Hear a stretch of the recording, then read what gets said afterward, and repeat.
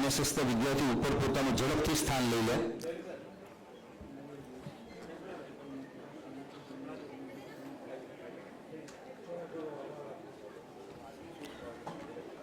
સ્વાગતમ સુસ્વાગતમ। ગુજરાત વિદ્યાસભાના પ્રમુખ શ્રી શ્રેયાંશભાઈ શાહને આવકાર વચન માટે હું વિનંતી કરું છું। શ્રી શ્રેયાંશભાઈ શાહ।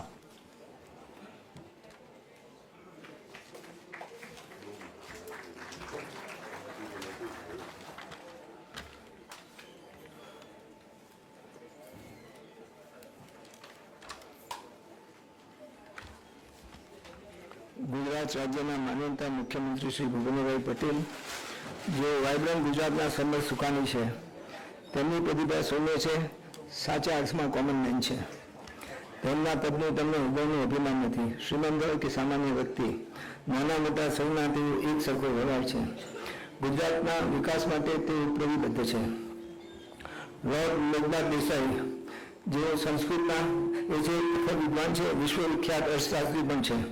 એક કાળના યુવાન વિદ્યાર્થી નેતા અને ગુજરાતી સાહિત્યના સિદ્ધિ પ્રાપ્ત સર્જક આ બે માનવંતા મહેમાનોને ગુજરાત વિદ્યા અને આપના સૌ તરફથી હું આવકારું છું। આજથી 175 વર્ષ પૂર્વે મહારાષ્ટ્રના અમરનગરથી બદલી થઈ એક અંગ્રેજ આસિસ્ટન્ટ જજ સર એલેક્ઝાન્ડર ફોક્સ અમદાવાદ આવે છે। આ વિદ્વાન મહાપુરુષ અંગ્રેજ હોવા છતાંય ગુજરાતી ભાષા અને ઇતિહાસ સાથે ઊંડો લગાવ હતો। કવિ સાહિત્યકાર દલપતરામ પાસે ગુજરાતી ભાષા અને ઇતિહાસનો ઊંડો અભ્યાસ કર્યો અને ગુજરાતના સાહિત્ય અને લોક સાહિત્યના ઉત્થાન માટે ગુજરાત વિદ્યાસભાની રચના કરી। ગુજરાતમાં સૌપ્રથમ લાઇબ્રેરી સ્થાપી આજે આ સંસ્થા દ્વારા બુદ્ધિપર માર્ગદર્શિત અવિરતપણે પ્રસિદ્ધ થાય છે। આવી ગૌરવવંતી સંસ્થાના ઇતિહાસ અને સંસ્કૃતિને પૂછવાનો મને ઉજાગર કરવાની જવાબદારી મને મળી છે, તેનો ગૌરવ અને આનંદ છે। અમદાવાદના પ્રબીણ અને વૈશ્વિક જ્ઞાતિઓને સાથ સહકાર મળશે તો આ સંસ્થાને નવી ઊંચાઈએ પહોંચાડવાની મારી નેમ છે। આવનાર દિવસોમાં જૂના પુસ્તકો અને હસ્તપત્રોને મોટા પાયે ડિજિટાઇઝેશન કરી યુવા પેઢીને આકર્ષવાનો મારા પ્રયત્નો છે। સમયની મર્યાદા છે, માટે મોટી વાત નથી કરતો, અહીં પૂરી કરું છું। સૌનો ઉષ્માભેર આવકાર આપું છું। મંચ પર બિરાજમાન ગુજરાતના મુત્સદી ભૂતપૂર્વ ચીફ સેક્રેટરી પ્રવીણભાઈ ગહેરી, વય જેમને સ્પર્શી નથી તેવા કુમારદાર સાહિત્યકાર પદ્મશ્રી કુમારદાભાઈ, રાજેશભાઈ જયતોષા અને ધીરેનભાઈ અવાસિયા, આ સર્વના સહયોગ અને કૃતજ્ઞતા માટે વ્યક્ત કરું છું। મહાનુભાવોનો પુનઃ આભાર માનું છું। Thank you. શાબ્દિક સ્વાગત પછી આપણે ઝડપથી મહેમાનોનું સ્મરણ સ્મૃતિ ચિહ્નથી સ્વાગત કરશું। 1848માં ડિસેમ્બર 26 વર્નાક્યુલર સોસાયટી સપાણીના 1850માં પહેલો ગ્રંથ હસ્તલિખિત ગુજરાતનો ઇતિહાસ લખાયો, પ્રસિદ્ધ થયો।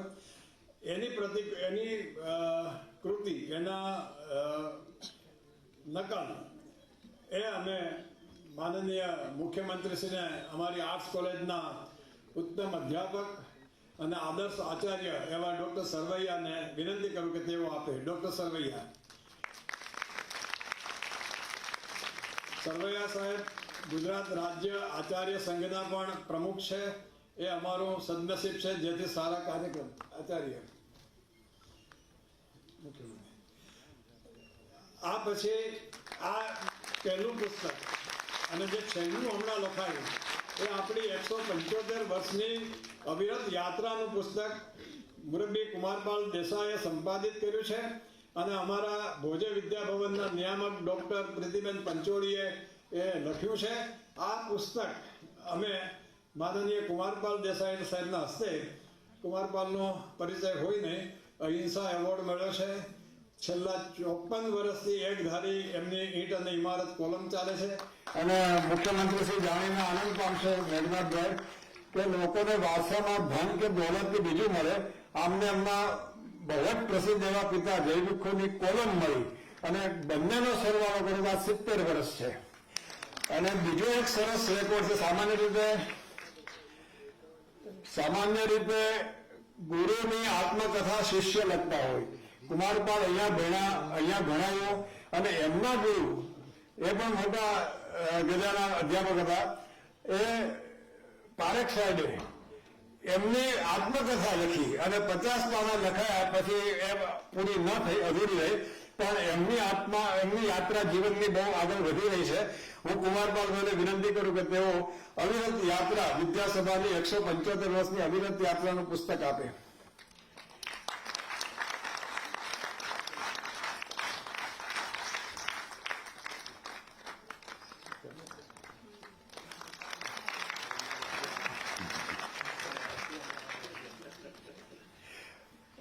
કુમારપાલભાઈનો આભાર, સાહેબનો પણ આભાર. હવે હું અમારા સલાહકાર અને અમારા તો નહીં આખા ગુજરાતના જેટલી પરોપકારી સંસ્થાઓ ચાલે છે એમાં પરોપકારનું કામ કરે છે અને કરાવે છે એવા આપણા ભૂતપૂર્વ મુખ્ય સચિવ શ્રી પ્રવીણભાઈ લહેરીને વિનંતી કરું કે તેઓ સ્મૃતિચિહ્ન મુખ્યમંત્રીને આપીને આપણા સૌની લાગણી વ્યક્ત કરે.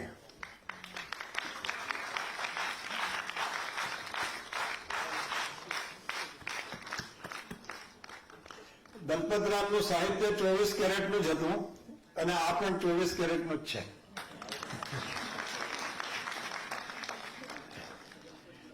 હવે હું અમારી કોમર્સ કોલેજના આચાર્ય ડોક્ટર આશીષ દવેને વિનંતી કરું કે તેઓ પધારે. એમના નામમાં જ આશીષ છે. સરસ્વતીના ખૂબ જ આશીર્વાદ એમનામાં છે અને એમની પણ એક યુનિકનેસ છે મુખ્યમંત્રી શ્રી કે આમ કોમર્સ એકાઉન્ટ મેનેજમેન્ટના ડ્રાય વિષયના અધ્યાપક છે પણ મૂળ સંસ્કૃતના પંડિત છે અને દેશભરમાં સંસ્કૃતના ઉત્કર્ષ માટે વ્યાખ્યાન આપવા જાય છે. તેઓ માનનીય મેઘનાથ દેસાઈનું સ્વાગત કરશે.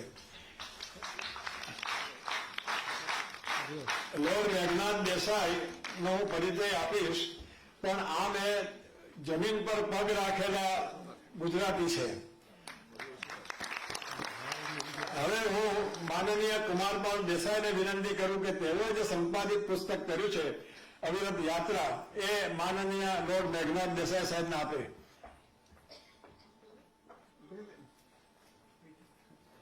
પ્રીતિબેન પંચોરી પણ સાથે આપશે. આવો કુમારપાલભાઈ અને પ્રીતિબેન સંયુક્ત રીતે પ્રીતિબેને લખ્યું છે પુસ્તક.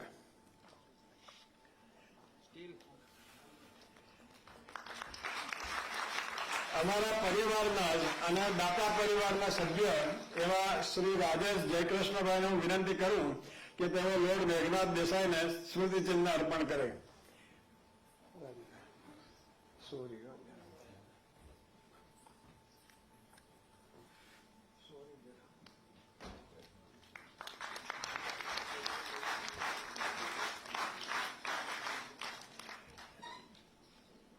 સૌનો આભાર.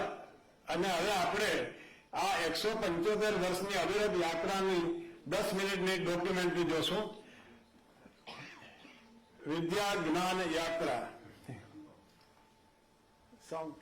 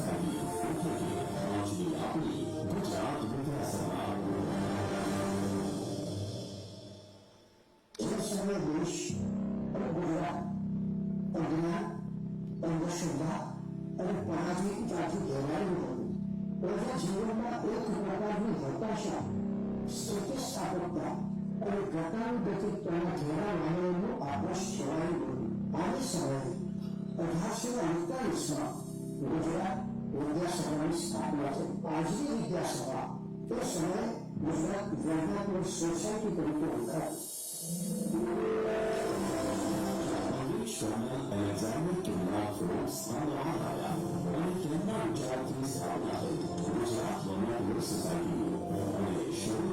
ગુજરાતની ભાષા, સાહિત્ય, શિક્ષણ અને સંશોધનની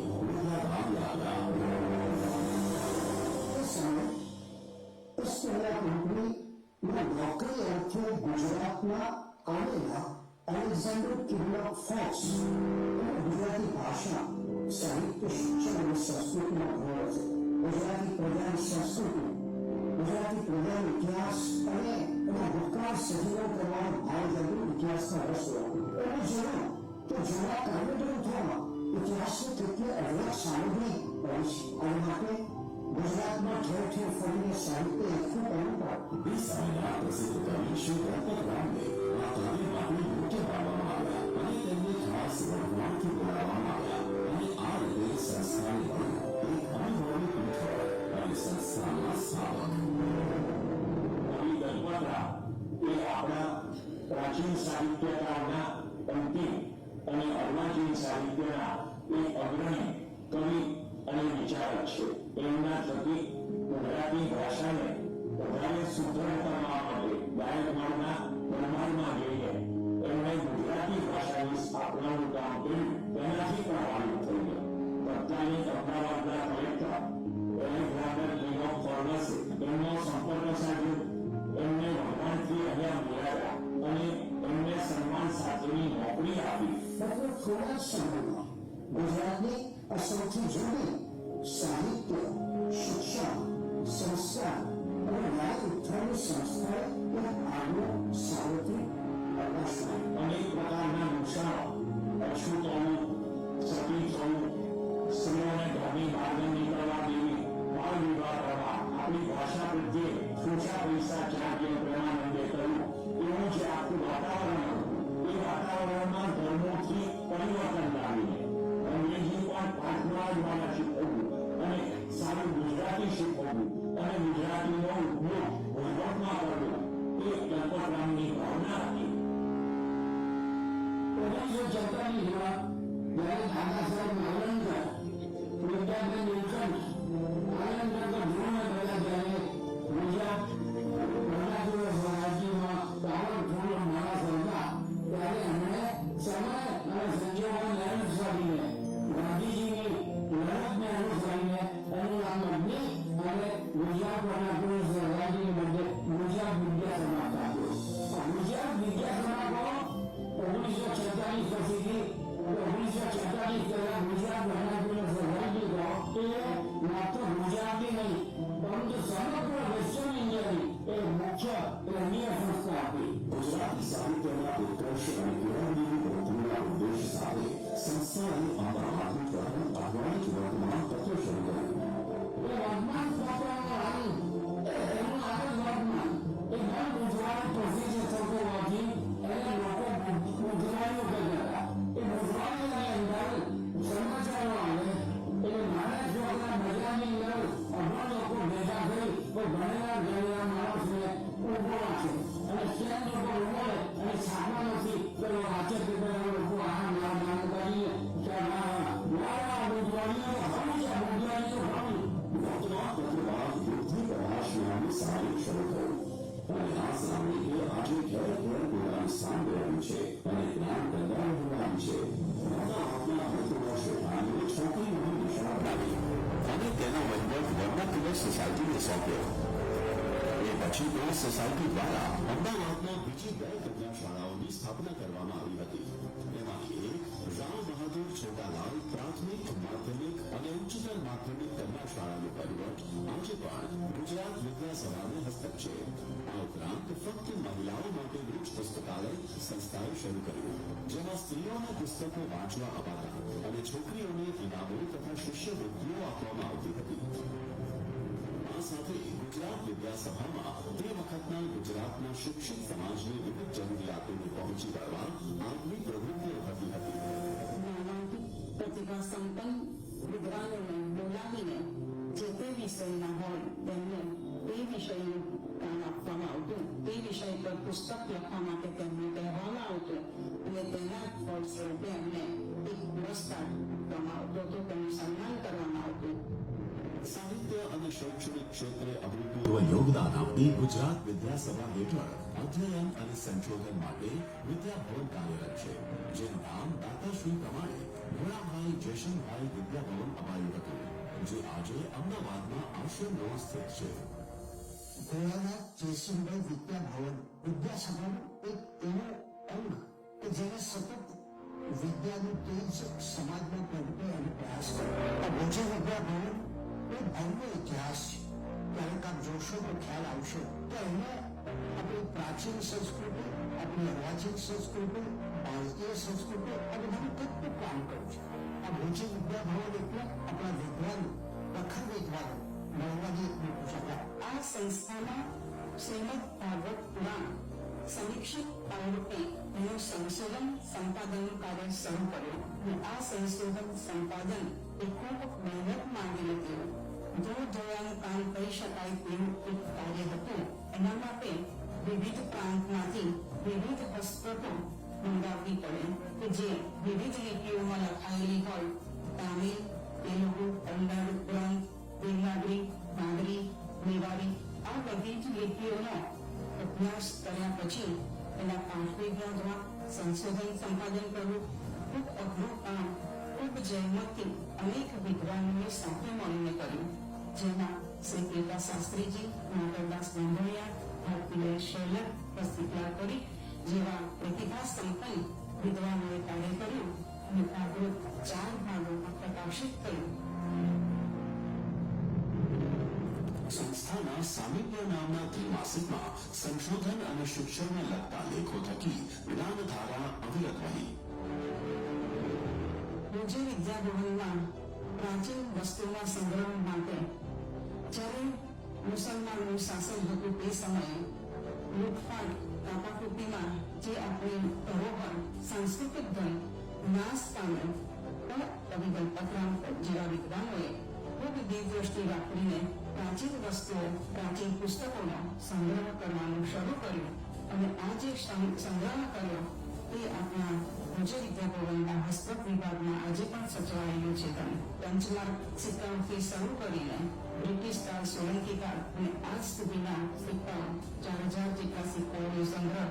આ ઉપરાંત મૂર્તિઓ, મુદ્રાઓ, મુદ્રાંકનો, લોથલ, હડપ્પા, મોહેંજો-દડો જેવાના મુદ્રાંકનો પણ સંગ્રહિત કરેલા છે. હસ્તલિખિત ગ્રંથોમાં ગુજરાતીમાં લખાયેલા ગ્રંથો, પ્રાકૃતમાં લખાયેલા ગ્રંથો અને સંસ્કૃતમાં લખાયેલા હસ્તલિખિત ગ્રંથો જે 300 થી 400 વર્ષ જૂના ગ્રંથો હસ્તક વિભાગમાં સચવાયેલા છે.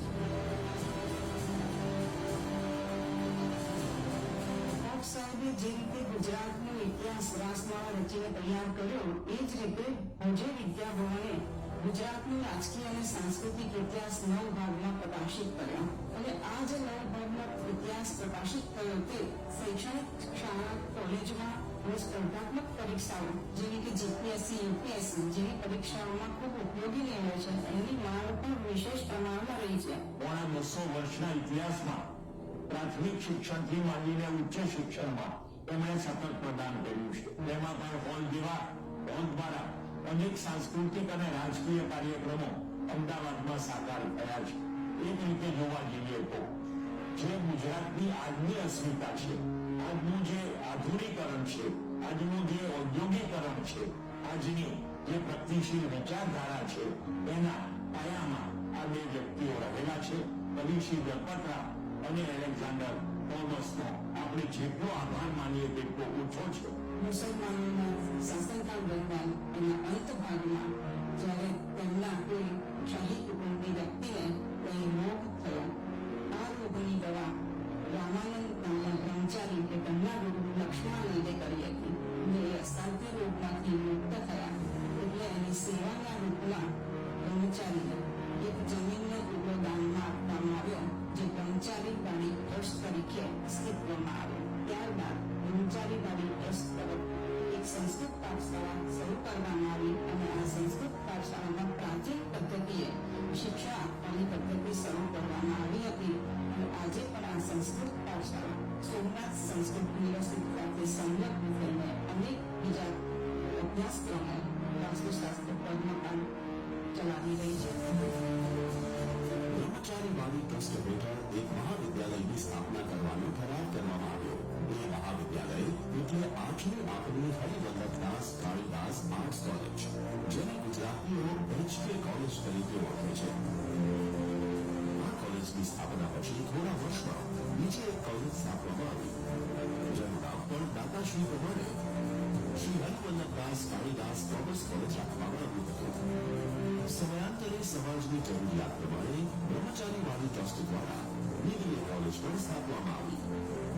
ગુજરાત વેનાક્યુલર સોસાયટીથી લઈ ગુજરાત વિદ્યાસભા દ્વારા ભાષા સાહિત્યનો ઉત્કર્ષ, જ્ઞાનનો પ્રસાર અને કેળવણીની વૃદ્ધિ કરવામાં આવી રહી છે. ઇતિહાસ સાક્ષી છે કે આ સમયગાળા દરમિયાન અર્વાચીન ગુજરાતનો પાયો રખાયો અને ગુજરાતમાં વિદ્યાજ્ઞાનની યાત્રા અવિરત પણે ચાલી રહી છે, ચાલતી રહેશે. ગુજરાતની પ્રજાના જીવન વિકાસ, ગુજરાતી પ્રજાનું જીવન પરિવર્તન અને ગુજરાતી પ્રજાના જીવનને વધુ ઉજ્જવળ બનાવવું આ ત્રણેય કાર્યો ગુજરાત વિદ્યાસભા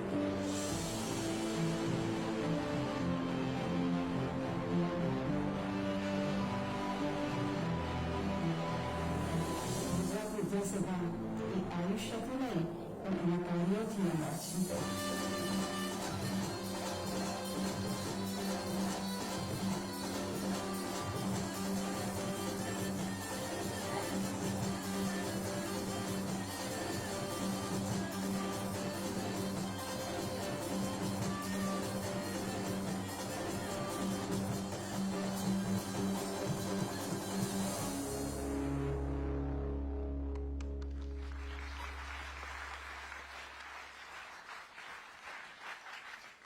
ગુજરાત વિદ્યાસભાની વિકાસ યાત્રા આપણે જોઈ અને હવે ગુજરાત રાજ્યની વિકાસ યાત્રાને સફળતાપૂર્વક જે આગળ લઈ જઈ રહ્યા છે એ આપણા સૌના લોકલાડીલા, લોકપ્રિય અને માનનીય મુખ્યમંત્રી શ્રી ભૂપેન્દ્રભાઈ પટેલને પ્રાસંગિક ઉદ્બોધન માટે હું સાદર નિમંત્રિત કરું છું. માનનીય મુખ્યમંત્રી શ્રી ભૂપેન્દ્રભાઈ પટેલ.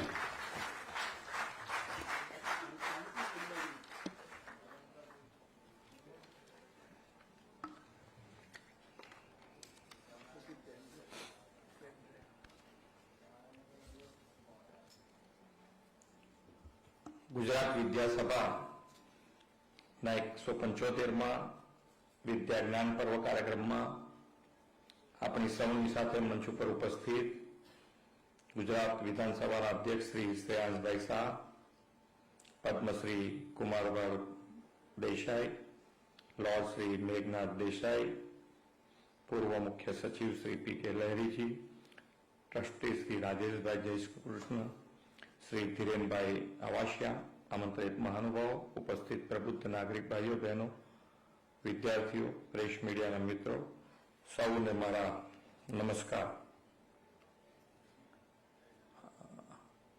આમ તો ફિલ્મ જોયા પછી મારા રામની મેં કંઈ કહેવાનું વધારે રહેતું નથી અને આમ જોવા જઈએ તો વિષય બી અમારો એટલો બધો નથી અને કદાચ ક્યાંય બીજે તો થોડુંક વાપરી લઈએ અમે અમારું, પણ અહીંયા વાપરવા જઈએ તો નકામું છે.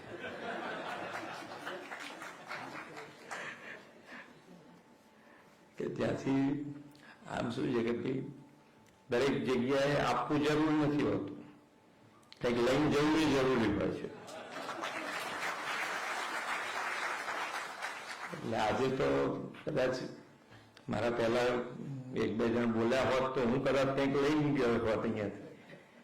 બધા જ કંઈક એમની પાસેથી મારે મેળવું તો જે પોઝિશન ઉપર છું, કારણ સામે પણ એવા બેઠા છે બધા કે એમની પાસેથી મેળવું તો આપણે જે કાર્ય હું કરી રહ્યો છું એ કાર્યમાં વધારે મદદરૂપ થાય. પણ હમણાં શ્રેયાંસભાઈ કહેતા હતા કે થોડુંક વિદ્યાસભા અને વિદ્યાસભામાં જે પ્રમાણે અત્યારે રસ, ધારો કે આપણે ઓડિયન્સ જોઈએ એટલે ખ્યાલ આવે કે ભાઈ રસ કેટલો છે લોકોને, તો એ રસ જગાવવા માટે ક્યાંક સરકાર તરીકે અમારે ક્યાંક સાથે જોડાવાનું છે તો અમે તૈયાર છીએ કે ભાઈ એમાં નરેન્દ્રભાઈએ કીધું છે કે આપણી જે 5 સંકલ્પ લીધા છે એમાં આપણી વિરાસત ઉપર આપણને ગૌરવ હોવું જોઈએ.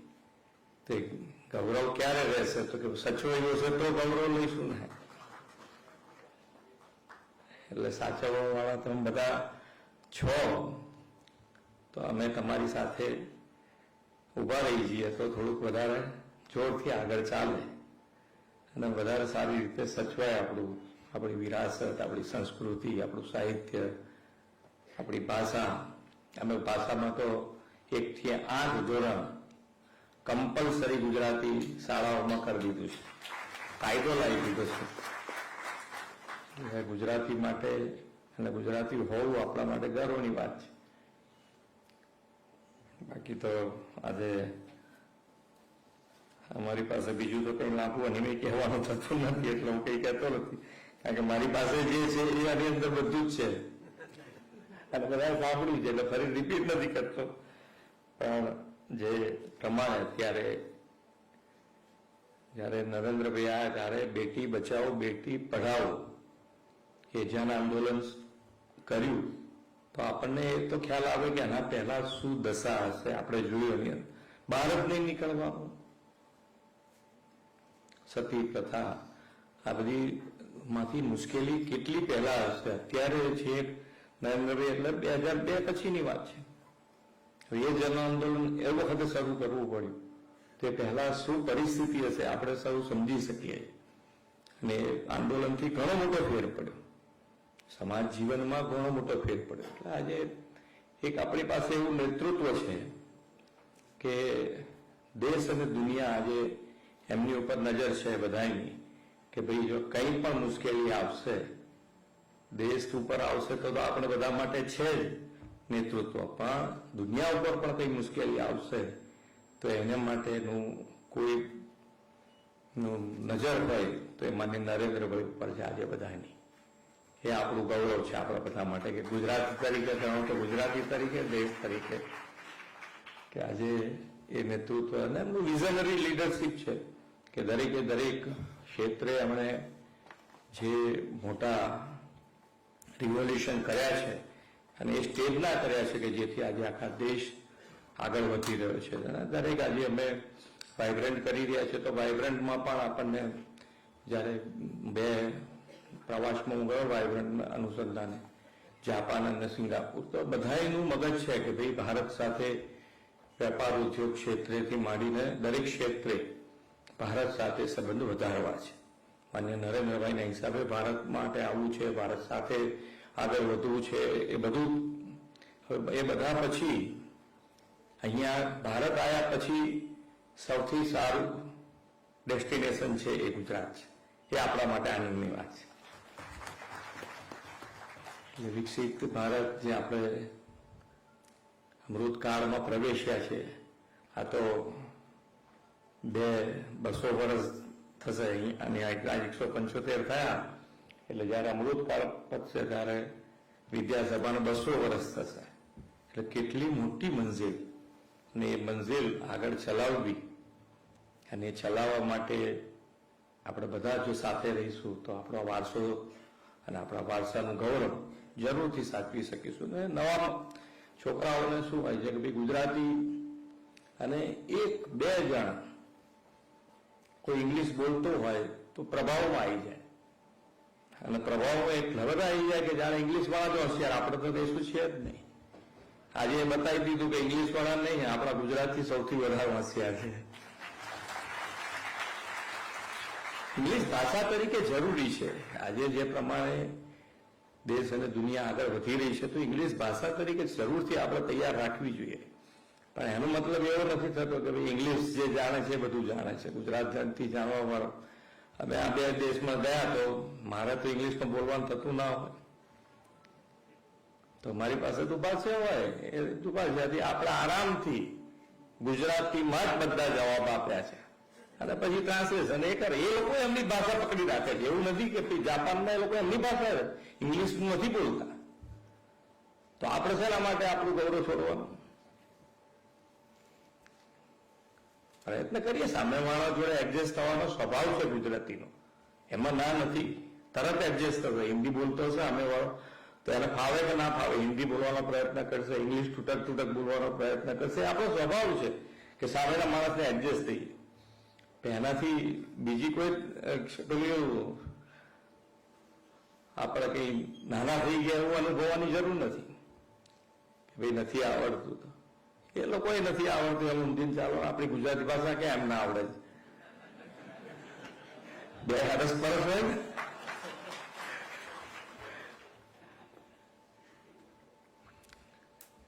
એટલે આપણે બધા સાથે મળીને જે આપણું નેતૃત્વ મળ્યું છે એ નેતૃત્વના આધારે યુવાનોનો દેશ છે અત્યારે. યુવાનો માટે ખૂબ મોટા સ્ટાર્ટઅપ જુઓ તમે, make in India, digital India. Digital India માટે તો બધાને એમ હતું કે આપણે દેશમાં કેવી રીતે ચાલશે ડિજિટલ. આજે આપણને ગૌરવ થાય કે આપણે ભણેલા ગણેલા કરતા તો આ નાના ફેરિયાઓ, તમારી પાસે છે તો કરો પેમેન્ટ, ને મારી પાસે છૂટા મોટા કશું છે નહીં. આ ડિજિટલ કેટલું કામ કરે છે જુઓ. આપણને અત્યારે નથી ભાવતું કે આ ડિજિટલ પેમેન્ટ કરાય નથી કરતા. નાના ફેરિયાઓ બધા ડિજિટલ પેમેન્ટ કરે છે આરામથી. નરેન્દ્રભાઈને કેટલો ભરોસો છે, ના થશે જ. આપણા દેશમાં બધાને આવડત છે, દરેકને પોતપોતાની આવડત જુદી જુદી હોય. સાચા રસ્તે આપણે બધા સાથે આપણી આવડતનો ઉપયોગ કરીએ અને જે અમૃતકાળમાં વિકસિત ભારત બનાવવું છે તો વિકસિત ગુજરાત માટે આપણે સૌ સાથે મળીને આગળ વધીએ એ જ અભ્યર્થના. ભારત માતા કી જય. વંદે માતરમ. જય જય ગણેશ. આભાર માનનીય મુખ્યમંત્રી શ્રી. આપણે કેટલાક મુદ્દાઓ વિચારના આપ્યા તે બદલ આભાર, અને આપ વિધાનસભાને ટેકો કરશો એ બદલ પણ આભાર. હવે હું આજના આપણા બીજા મુખ્ય મહેમાન લોર્ડ મેઘનાથ દેસાઈને આમંત્રિત કરું છું. એ પૂર્વે આમ તો મેઘનાથભાઈને અહીં બેઠેલા સભાગૃહના લોકો જાણતા જ હોય. એક મોટા ગજાના અર્થશાસ્ત્રી, લંડન સ્કૂલ ઓફ ઇકોનોમિક્સમાં ભણ્યા, ત્યાં ભણાયું. યુરોપની અંદર વિદ્યાર્થી પ્રવૃત્તિઓ પણ કરી અને કરાવી. ખૂબ ખૂબ ઊંડા અભ્યાસી. ગુજરાતી સાહિત્ય સાથે પણ એમનો નાતો માત્ર માતૃભાષા તરીકે નહીં પણ પોતાની લેખીની, પોતાની સર્જક શક્તિથી પણ એમને ખૂબ કામ આપ્યું. પણ કદાચ આ સભાગૃહને એક વાતની નહીં ખબર હોય, માનનીય મુખ્યમંત્રીશ્રીને પણ જાણીને આનંદ થશે કે મેઘનાથભાઈ જે છે એ હિન્દી ફિલ્મો ઉપર પણ ઓથોરિટી છે. અને આજની તારીખમાં પણ દિલીપ કુમાર, મહાનાયક દિલીપ કુમાર ઉપર લખાયેલી બાયોગ્રાફી એમની બેસ્ટ સેલર તરીકે વેચાય છે. આવા મેઘનાથભાઈનો હું આગોતરો આભાર પણ માની લઉં છું કે છેક લંડનથી તેઓ પ્રવાસ કરી દિલ્હી આવ્યા અને દિલ્હીથી અહીં આવ્યા. હવે આપ છો, મેઘનાથ છે, મેઘની જેમ ગાજે. વિનંતી છે આપ પધારો.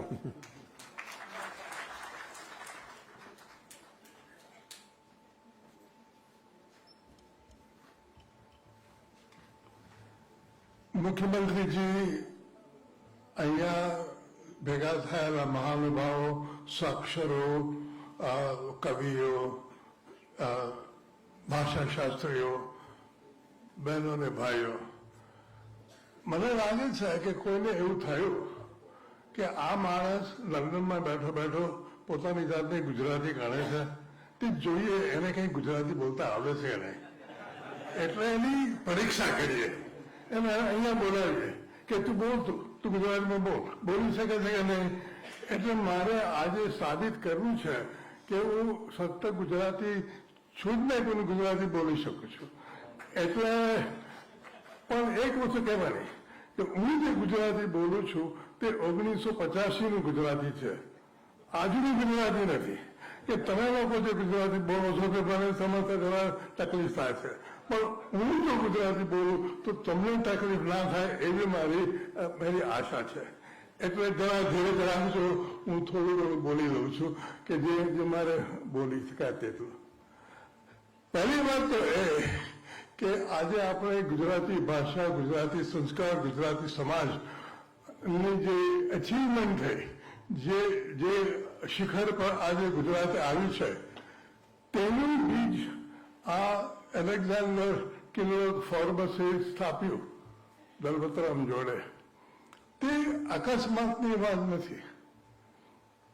એમાં જેને પ્રી કન્ડિશન્સ કહે કે ગુજરાતમાં પ્રી કન્ડિશન્સ એવી હતી કે ગુજરાતમાં આવી પ્રગતિ થઈ શકે જે બીજા પ્રાંતોમાં ના થઈ શકે.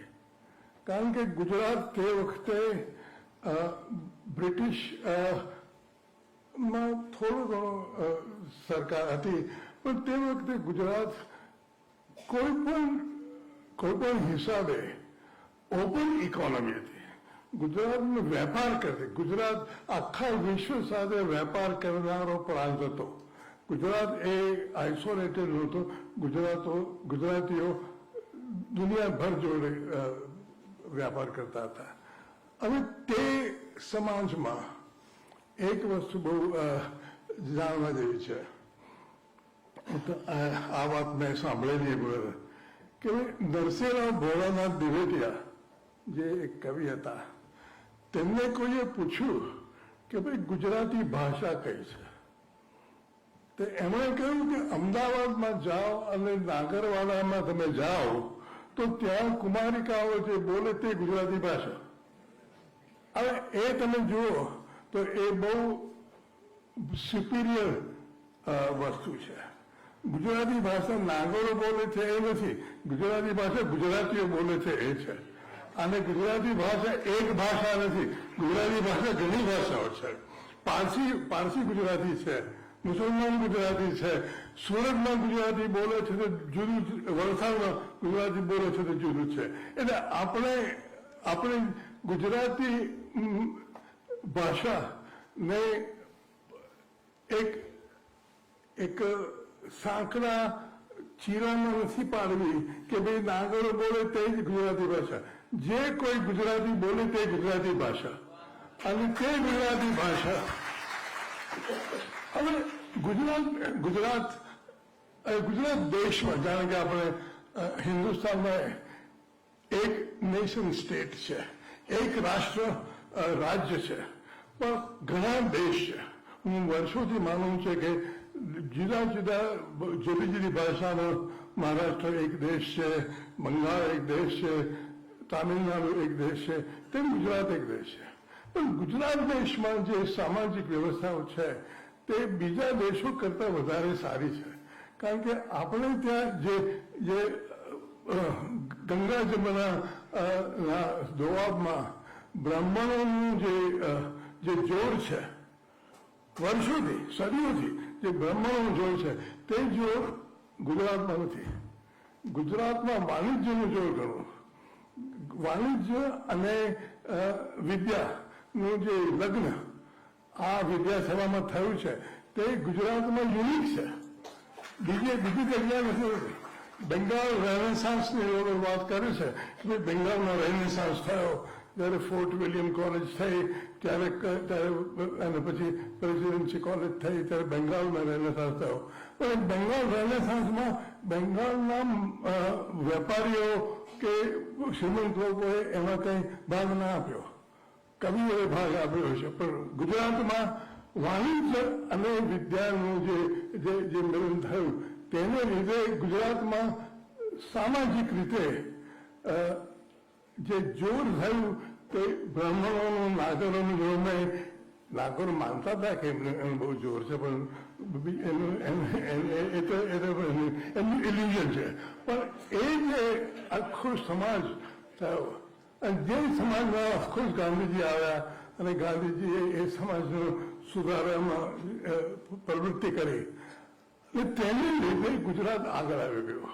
કે ગુજરાતમાં વધારે ડેમોક્રેસી છે, સોશિયલ ડેમોક્રેસી તેને કહેવાય.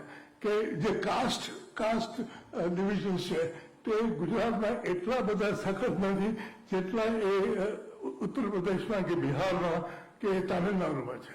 અને તે એ કારણને લીધે કે ગુજરાત હંમેશા એમ કહો કે ઓપન ઇકોનોમી, વ્યાપાર, દેશ જોડે, બીજા દેશો જોડે, ભારતના બીજા પ્રાંતો જોડે સતત વ્યાપાર કરે.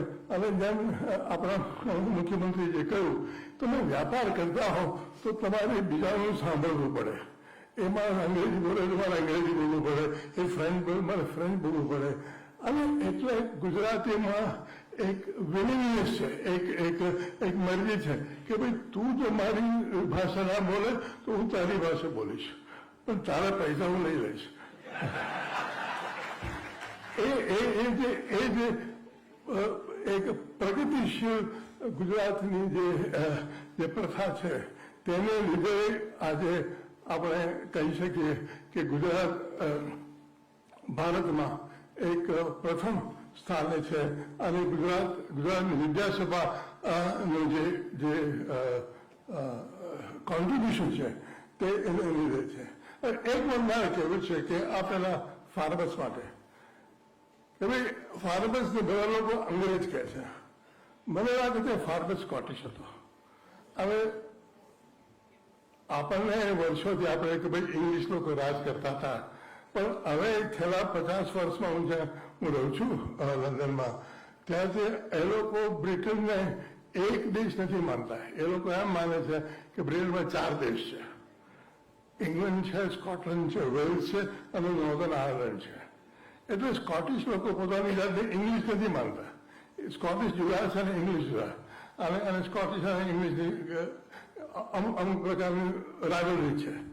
હવે સ્કોટલેન્ડમાં એવું થયું કે 18મી સદીમાં લાગુ ચાલશે, 17મી સદીમાં સ્કોટલેન્ડનો એક રાજા ઇંગ્લેન્ડનો રાજા થઈ ગયો. James the 5th of Scotland became James the 1st of England. અને તેનો દીકરો ચાર્લ્સ બિચારો પાર્લામેન્ટ જોડે લડ્યો અને એનું ડોકો કાપી નાખ્યું પાર્લામેન્ટે. પછી સ્કોટલેન્ડનું પતન થયું કે સ્કોટલેન્ડ જે આગળ હતું સ્કોટલેન્ડ પાછળ ગયું. અને પછી સ્કોટલેન્ડમાં એક પ્રકારનું રોમેન્ટિસિઝમ આવ્યો કે સ્કોટલેન્ડનું અત્યારનું વર્તમાન સારું નથી, પણ સ્કોટલેન્ડનો ભૂતકાળ સારો હતો. એટલે સ્કોટિશ લોકોએ પોતાના પૌરાણિક વાતોનું સંશોધન શરૂ કર્યું. રોમેન્ટિઝમ કે અમારો જે ભૂતકાળ હતો તેમાં આવું બધું હતું. એ જે ભૂતકાળનો જે પ્રેમ હતો, રોમેન્ટિસિઝમ, તે મને લાગે છે કે એલેક્ઝાન્ડર કિનલોક ફોર્બ્સ જોડે લઈને આવ્યો. એને જે સ્કોટલેન્ડના ભૂતકાળની જે શોખ હતો, તે શોખ એને ગુજરાતના ભૂતકાળમાં અભ્યાસ કરવામાં એને પસંદ કર્યો. આ એ મારો હાઇપોથેસિસ છે. સાચો હોય કે ના હોય પણ જોઈએ કે, કારણ કે એ સ્કોટિશ હતો અને સ્કોટલેન્ડમાં તે વખતે વોલ્ટર સ્કોટ અને ઘણા એવા લોકો લખતા હતા કે જે ભૂતકાળને યાદ કરે અને ભૂતકાળની વેલ્યુ કરે. એટલે મને લાગે છે કે નસીબ જોગે ફોર્બ્સની જે અભિલાષા હતી કે ભૂતકાળમાં જોઈએ કે કેવી સરસ વસ્તુઓ છે, તે સ્કોટલેન્ડને અને ગુજરાતની જોડાઈ ગઈ. અને ફોર્બ્સે ગુજરાતનું મદદ કરી અને ગુજરાતની મદદ કરી તેને લીધે ગુજરાતની પ્રગતિ થઈ. અને તે પ્રગતિનું સેલિબ્રેશન કરવા આપણે આજે આવ્યા છીએ. અને આપ બધાએ મને સાંભળ્યો આટલું બધા વર્ષ, આટલી મિનિટ, તે બદલ આપનો ઘણો ઘણો આભાર. અને થેન્ક યુ.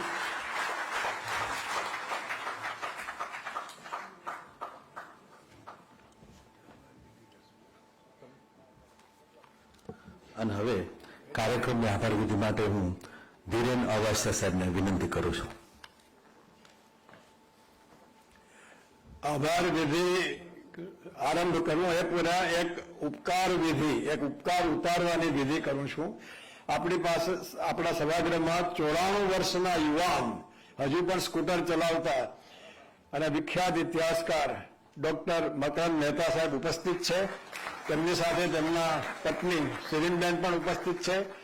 અમે એક વખત મિટિંગમાં વાત કરતા હતા ત્યારે મકરંદભાઈ કહ્યું કે એદલજી ડોસાભાઈનો ઇતિહાસ છે પુનઃ પ્રકાશિત કરવો જોઈએ. અને શ્રેયાંશભાઈ એમની સૂચ પ્રમાણે તરત કહ્યું કે એ કામ તમે કરો. એટલે હવે આપણે એની સંવર્ધિત આવૃત્તિ મકરંદભાઈ પાસે તૈયાર કરાવી રહ્યા છીએ. અને જેમ 1848માં એટલે 1850માં પહેલી વાર ગુજરાતનો ઇતિહાસ પ્રસિદ્ધ થયો, 175મો વર્ષના પહેલું પુસ્તક આપણે એ પ્રસિદ્ધ કરશું. હું અમારા નીરવભાઈ BBA કોલેજના ડાયરેક્ટરને વિનંતી કરું કે તેઓ ગુજરાતના ઇતિહાસના પુસ્તક શિરીનબેન અને મકરંદભાઈને આપે અને આપણે સૌ તાલીઓના ગડગડાટથી વધાવીએ. 94 વર્ષે મુખ્યમંત્રી શ્રી સ્કૂટર ઉપર જાય છે અને શહેરમાં પણ ચલાવે છે. અને સેલિનબેન પણ ઇતિહાસકાર છે, એટલે આ એક ઉપકારી વિધિ પણ મારે કરવાની હતી. અને બીજો એક આનંદનો સમાચાર, આમ તો મારો સ્વભાવ જ છે કે હું આનંદની જ વાતો કરું. લોર્ડ મેઘનાથ દેસાઈ એ મકરંદભાઈના ભાણેજ થાય.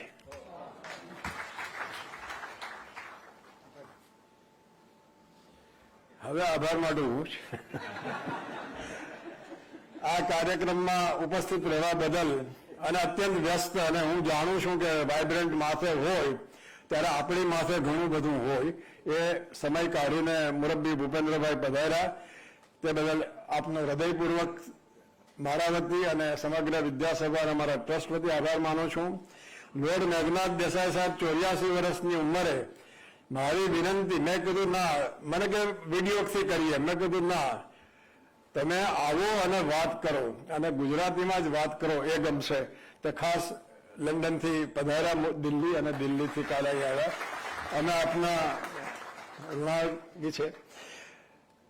આ કાર્યક્રમને સફળ બનાવવા માટે જે કોઈ સૌએ મહેનત કરી, મદદ કરી, અમારા સાથીદારોનો આભાર માનું છું, અમારા ટ્રસ્ટી મંડળનો આભાર માનું છું.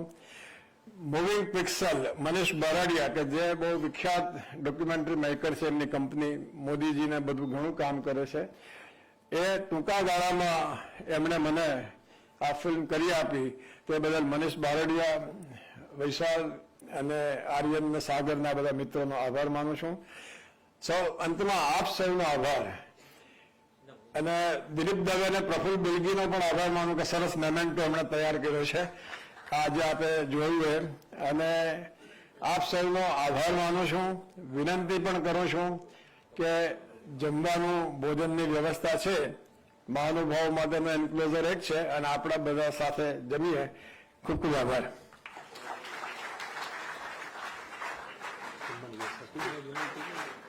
સાથે આ કાર્યક્રમ પૂરો થયેલો જાહેર કરું છું. અને સાહેબે કહ્યું એમ પાછળ ભોજનની વ્યવસ્થા ભુજી વિદ્યાભવનની પાછળ છે. આમંત્રિતો અને વિદ્યાર્થી મિત્રો માટે અલગ અને મહાનુભાવો માટે અલગ વ્યવસ્થા છે. તો આપ સૌ ભોજન લઈને જશો એવી વિનંતી છે.